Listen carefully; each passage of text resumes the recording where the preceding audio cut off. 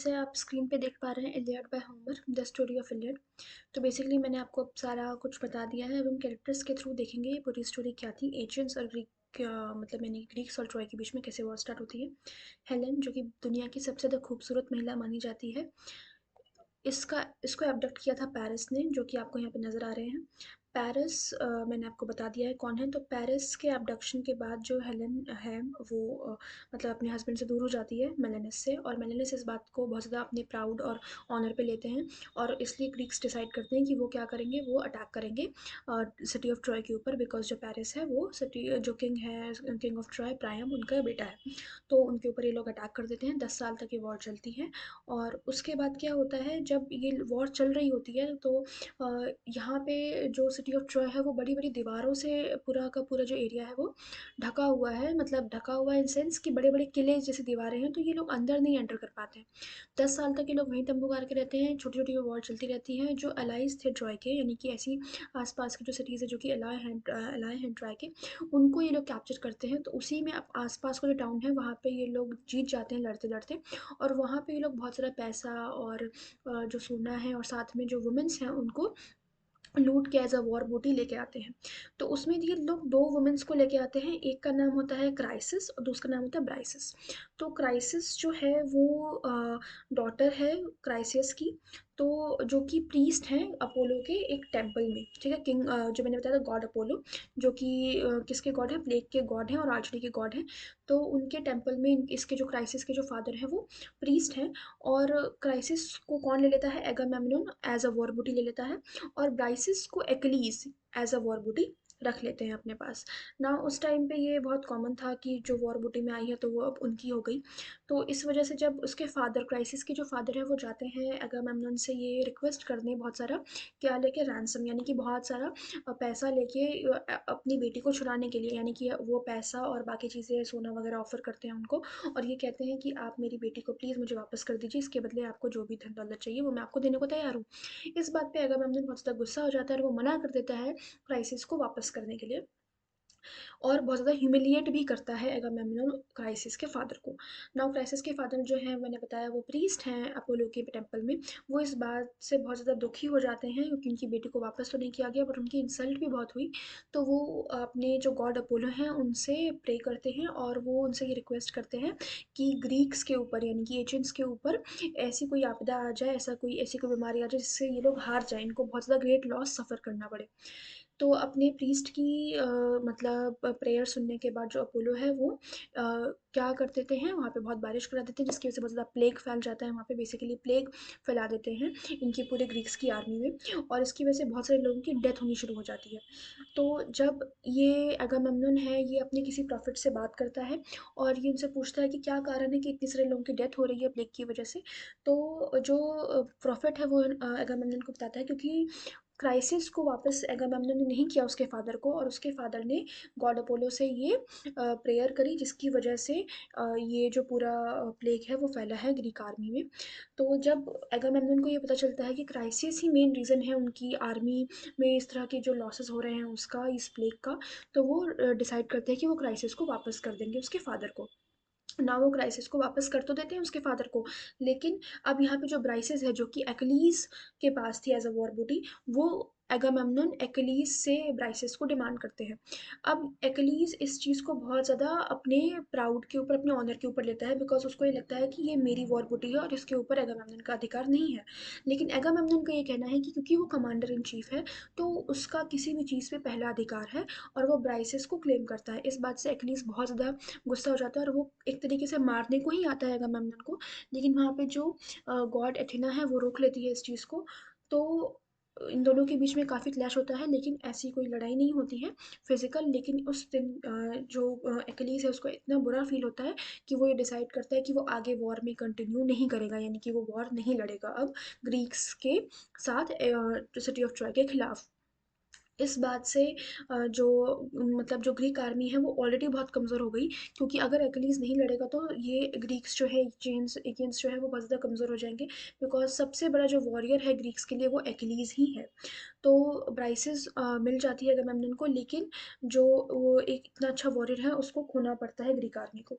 अब क्योंकि एक्लीज़ ने वॉर लड़ने से रिफ्यूज़ कर दिया, वो इस बात से ही सिर्फ़ खुश नहीं है, वो ये भी चाहता है कि जो ग्रीक्स हैं वो हार जाएँ, और इसीलिए उसको सबक सिखाने के लिए अगामेम्नन को, क्योंकि वो ये चाहता है कि जो अगामेम्नन है, वो कहीं न कहीं एक्लीज़ के पास वापस आए और उसके उसकी जो वैल्यू है, उसके स्किल्स की जो वैल्यू है, उसको समझे और उसके सामने आके एक तरीके से मतलब रिक्वेस्ट करे, जैसे मतलब नाक रगड़े, उसके सामने आके झुके।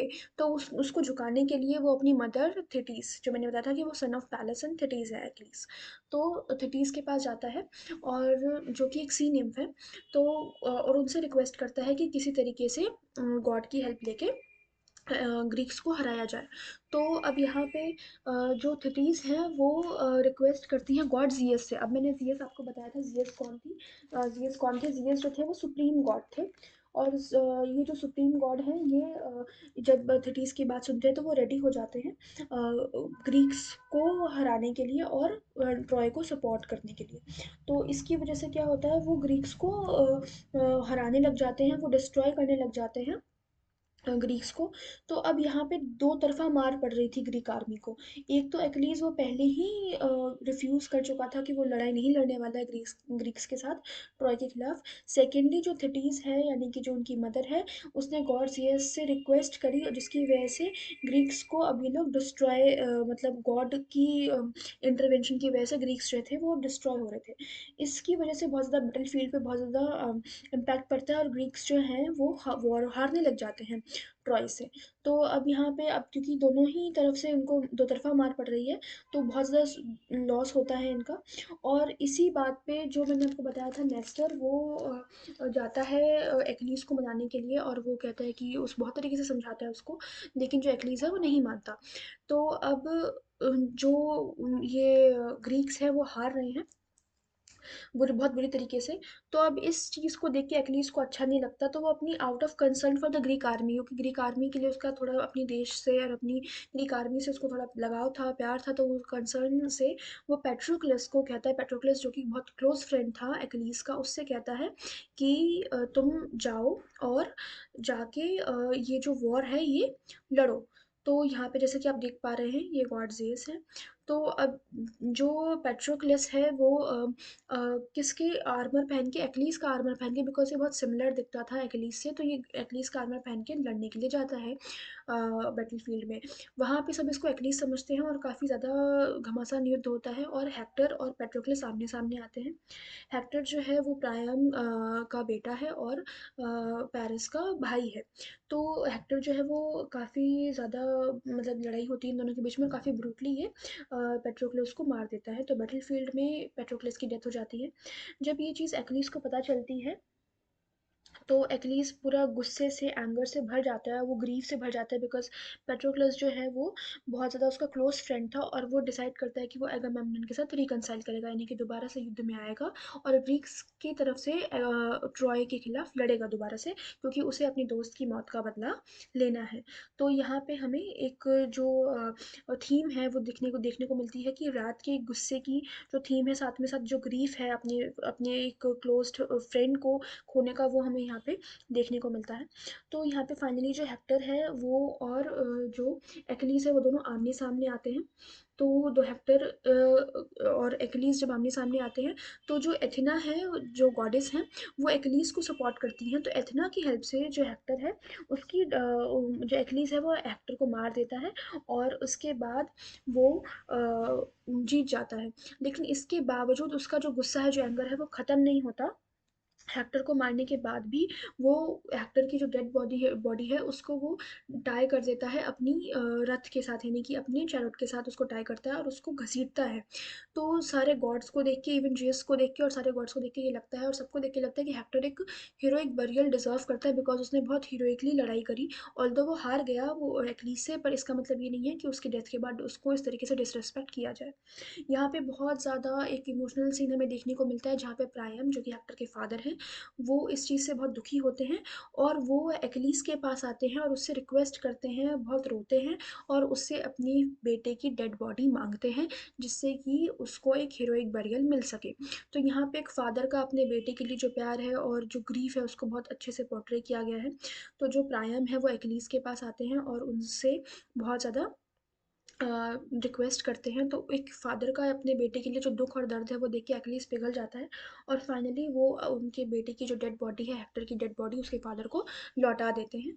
और उसके बाद जो दोनों ही आर्मीज़ है वो थोड़े टाइम के लिए रुक जाती है, यानी कि वॉर को सस्पेंड किया जाता है, और हेक्टर जो है उसको एक हीरोइक बरियल यहाँ पे मिलता है। तो दोनों ही आर्मीज़ जो हैं वो थोड़े टाइम के लिए वॉर सस्पेंड करती हैं। हेक्टर को हीरोइक बरियल मिलता है, और ये बहुत ज़्यादा इमोशनल सीन है इस पूरे इलियड जो पोएम है उसका। ऑल्दो वॉर यहाँ पे एंड नहीं होता, बट थोड़े टाइम के लिए सस्पेंड किया जाता है, जिससे कि हमें ये समझ में आता है कि टेम्परेरी जो ट्रूस है वो होता है, और हीरोइक बरियल उसको मिलता है, जो कि एक फादर की ग्रीफ की वजह से ये हो पाया कि एक्लीस का जो रैथ है, जो एंगर है, वो कम हो सका। तो इस तरीके से ये जो पूरी इलियड की पोएम है ये ख़त्म होती है यहाँ पे। आई होप आपको ये वीडियो समझ आई होगी। अगर आपका कोई भी डाउट है, कुछ भी आप हमसे पूछना चाहते हैं, तो प्लीज़ मुझे कमेंट सेक्शन में ज़रूर बताइए। मेरे टेलीग्राम चैनल को आप फॉलो कर सकते हैं, जहाँ पे आपको इसके नोट्स वगैरह मिल जाएंगे। नेक्स्ट वीडियो में स्टोरी ऑफ इलियड के अलावा हम किस तरीके से इसको अप्रोच करते हैं, अप्रोचिंग इलियड BGC 102 में जो टॉपिक्स हैं, जो कैरेक्टरिस्टिक्स हैं एपिक पोएम की, वो सारी चीज़ें हम डिस्कस करने वाले हैं अगली आने वाली वीडियोज़ में। पूरी सीरीज़ आने वाली है, तो प्लीज़ उसके लिए stay tuned, and if you like, please do subscribe to our channel. Thank you so much for watching.